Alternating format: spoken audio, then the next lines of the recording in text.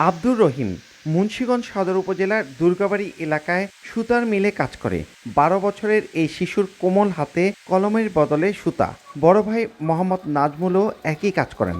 নামমাত্র বেতনে কাজ করা রহিমের স্কুলে যাওয়ার ইচ্ছা থাকলেও হাড়ভাঙা পরিশ্রমেই তার দিন কাটে। আগে পড়তাম, এখন পড়ি না, এখন সুতার কাজ করি। আর্থিক অবস্থা একটু দুর্বল তো, এর জন্য পড়াশোনা করাইতে পারি না।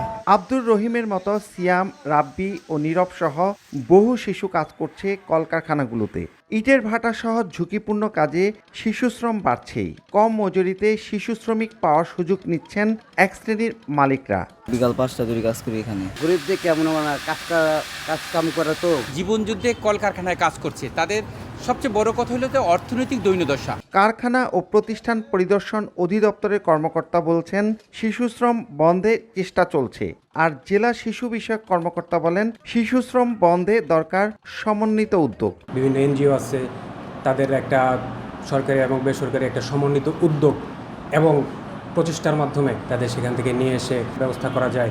সেক্ষেত্রে তাদের একটা ভালো জীবনযাপনের ব্যবস্থা করা যাবে। আমি মনে করি অন্য জেলার চাইতে আমার জেলাতে শিশু শ্রমের ইয়েটা কম আছে। সময় লাগবে, সময় সাপেক্ষ ব্যাপার। তবে আমাদের মন্ত্রণালয়, আমাদের অধিদপ্তর এই বিষয়ে নিরলসভাবে কাজ করে যাচ্ছে। সরকারি হিসেবে জেলায় ৫৪৩টি কারখানা রয়েছে। কলকারখানা অধিদপ্তর বলছে শিশুশ্রম কমছে। এরই মধ্যে তারা ২৯০ জনকে শিশুশ্রম থেকে সরিয়ে নিতে পেরেছে। তবে এখনও কলকারখানাগুলোতে অসংখ্য শিশুরা এভাবেই শ্রম দিয়ে চলেছে। মুন্সিগঞ্জের দুর্গাবাড়ি থেকে নাসির উদ্দিন উজ্জ্বল, সময় সংবাদ।